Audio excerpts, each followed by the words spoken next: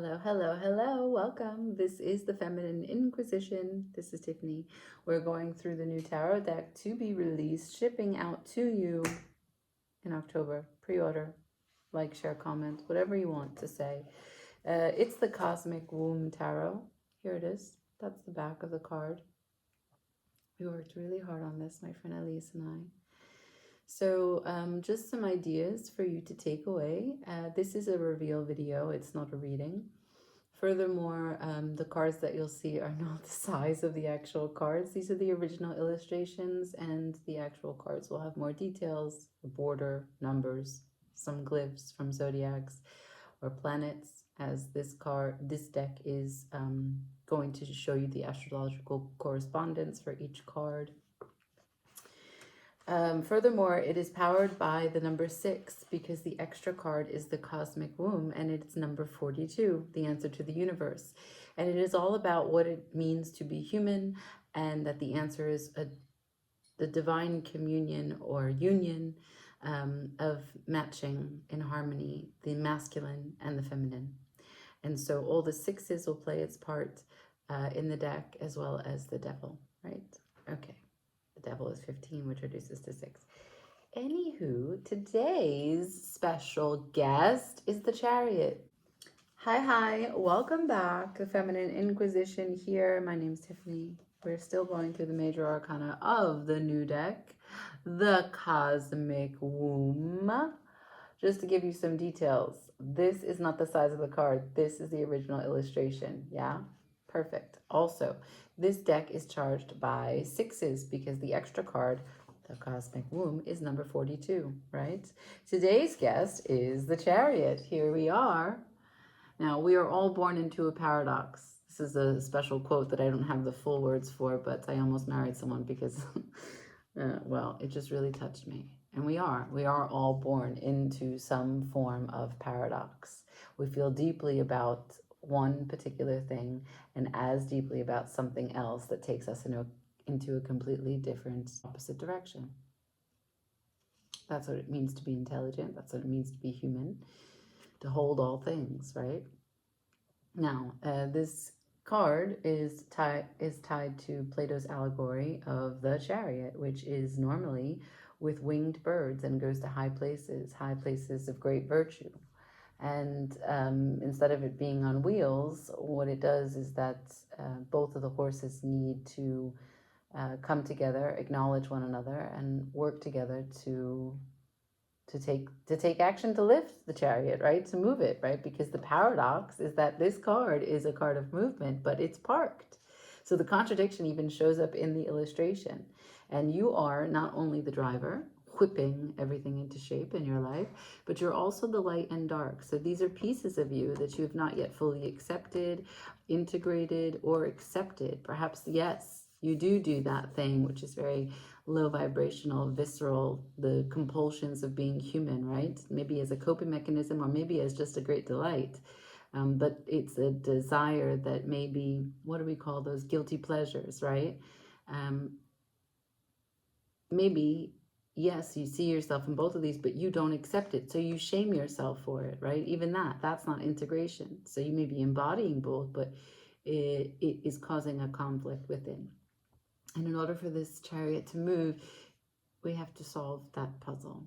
We have to accept and appreciate all sides of you, right? And so another aspect of this card, which we cannot dismiss, is that the chariot, the driver, is wearing armor, which is to suggest that there is some opposing force that blocks him, inhibits his movement. So it's also the cultural context, the external, the surrounding, which limits his capability or capacity to accept all of him or her, right? So this is a Cancer card, and in tarot, usually the moon is with Pisces, but we know in astrology that Moon and Cancer are tied together. So you do what you will. In tarot, it's just not the same as in astrology, okay? Okay, So, what I want you to know is that there's a level of compassion that is required. There's a level of acceptance, even for the mosquito that has taken a piece of me. The dark horse in you must recognize and be okay with the light horse, and vice versa. No judgment, just integration, just wholeness, okay? And you have to outmaneuver these obstacles with grace. With grace, completely being at peace. This is a consolidation of your energy.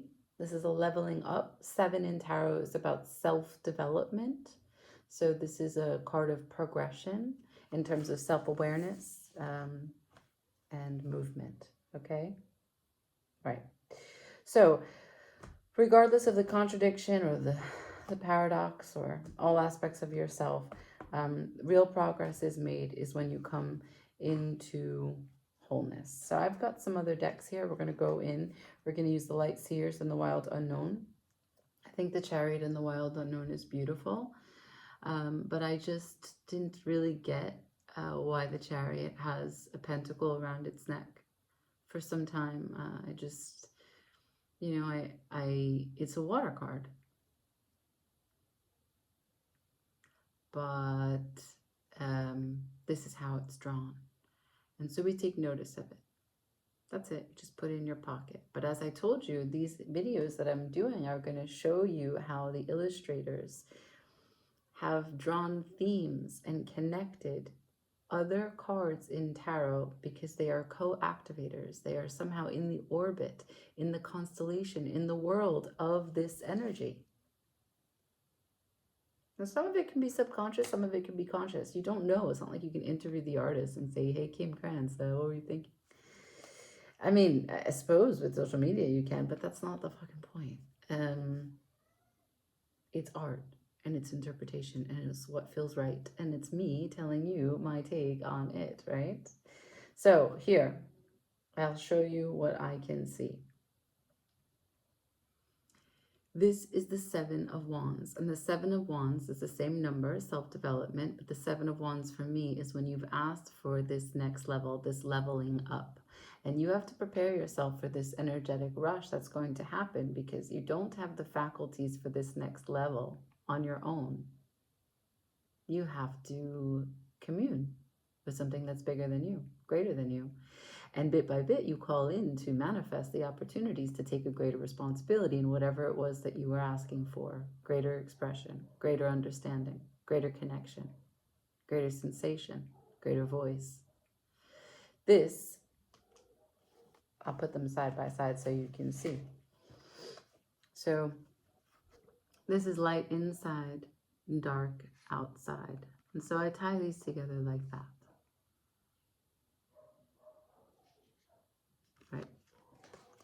Now, the next 2 sets of cards in this orbit go together as pairs because they make 7, okay? So we have the 5 of Cups, so same animal, 5 cups, the light and the dark, you see it?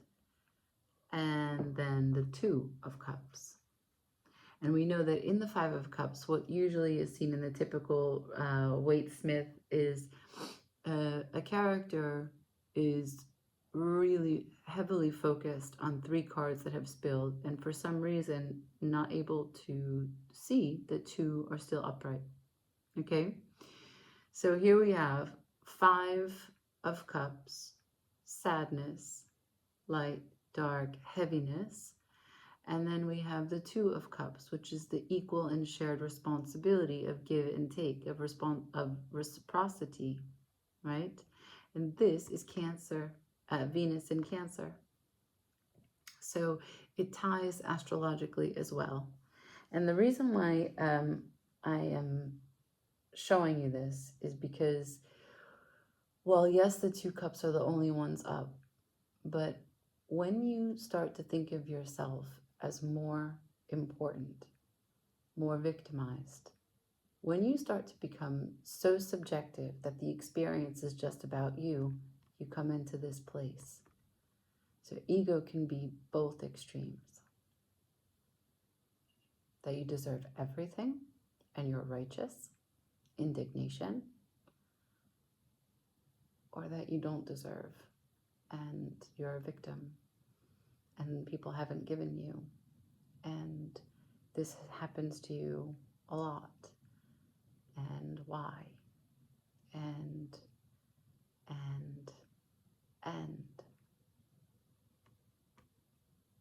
But this card is shared and equal responsibility, your participation in it, the good and the bad, your commitment to it, even if it's not exactly giving you an exact change at that moment.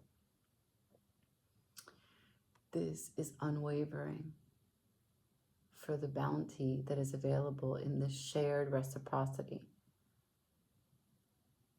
for the equal tension, for if one side fails, the other one falls, right? You see how the two roses stand? It is equal tension. If any one of them slips, then both of them fall. But if you're over concerned with yourself, you're already slipping. So that's that, right? And that has to do with the balance and the harmony of the two sides. Now the next two together again, a 5 and a 2. Now this one's important because you see it's a necklace again. That's how it ties. That is a necklace just as this is. Now the 5 of Pentacles is a lack of adaptability.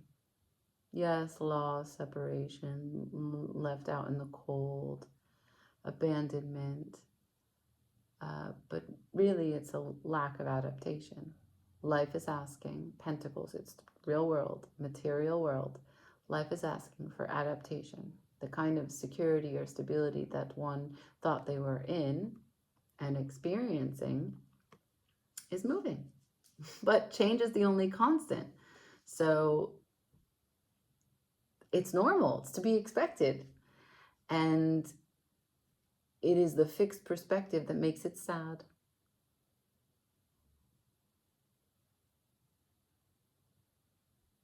And the 2 of Pentacles is inevitable change, because without change, without adapting, there's only death.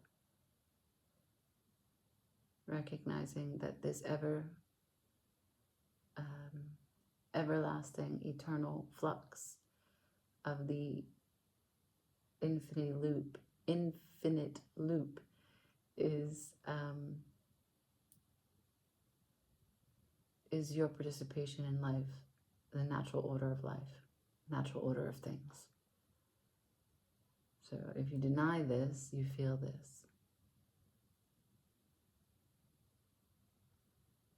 And so why this matters for the Chariot? Because if you're trying to integrate and there comes a time where you have to adapt a piece of you. So one of your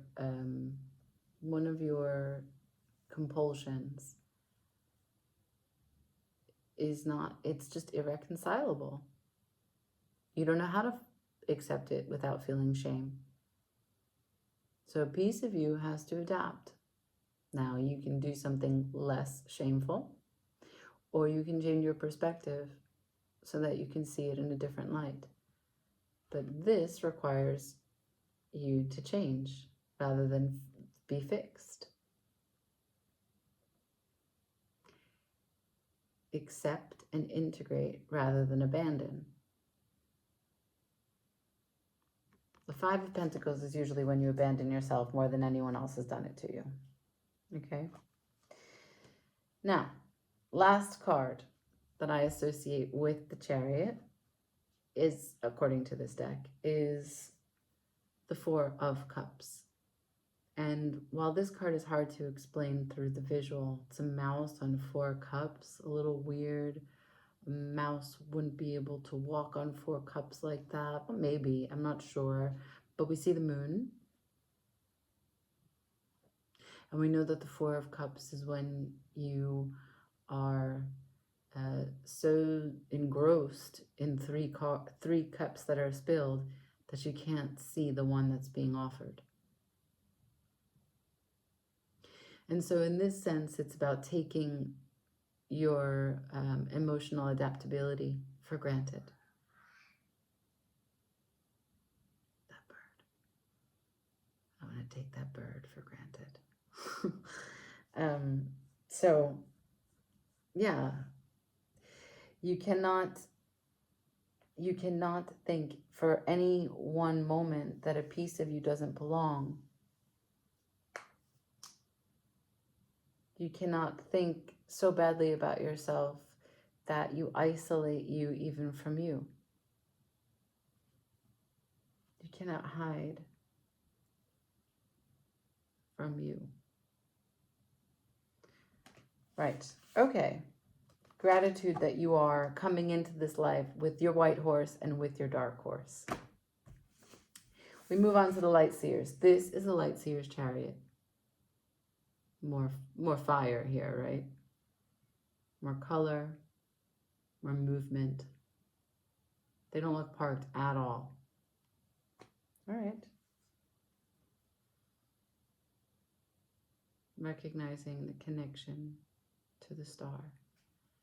So recognizing what is possible in this life. This is the 17th. So this is 1 you standing before 7. If you want your chariot to move, you must remember that you are connected to something holier than you. And that you didn't create you. So being or feeling shameful about how you are takes so much responsibility on you and makes you godly when you are not your maker. No, you are not. You can make your life, you can adapt, you can change, you can shift, but you didn't make you how you are. Wow, isn't that a nice shedding of responsibility? That you're working with what it is that you came into this life with, and that's a blessing. You can't hide it. You just gotta own it.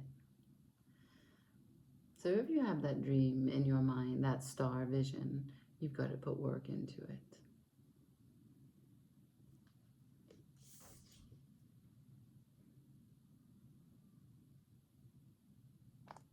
It takes work to be able to meet all of you. It takes work to get all of you to meet each other. Getting every bit of you to sit around in a circle in your head, in your heart, in the pit of your belly, checking in. What do you need? Hey, what do you guys need? What do you agree on? How do you see it? That is hard. The longer you haven't done it, the more people exist in you. Fragmentation is real. Soul retrieval is a huge process, a huge shamanic process. So you don't have to be fractured. The Chariot teaches you about self-acceptance. If it's something you need to meditate on, it's a beautiful card. If you want to surround yourself by some Cancerian people, they will show you this lesson. It's not that they've solved it. It's just that it will be so obvious for you. Okay? Now, if you're doing the work, you have to remember to put your heart into it because you're dealing with you. It's not numbers, it's not figures, it's not logistics, it's not AI, it's not databases, it's pieces of your heart that you are sorting through, talking through, and consolidating.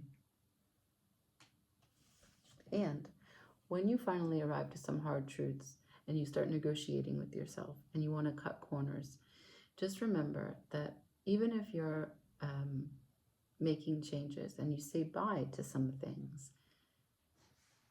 it is never too late for you to heal yourself, to start again. Never. Never. This is the Ace of Wands. Let yourself be a conduit for lightning to come down and bring to you the energy that you need, the inspiration, the spark, to take action in the way that you need. It's going to look different for each and every person. But it's a reinvestment in yourself, a beginning again, new. So we move on, keep on, keeping on the Chariot. Number 7, Cancer. For the cosmic womb, Tarot. Like, share, comment, subscribe, pre-order if you'd like. Shipping by October. Ciao.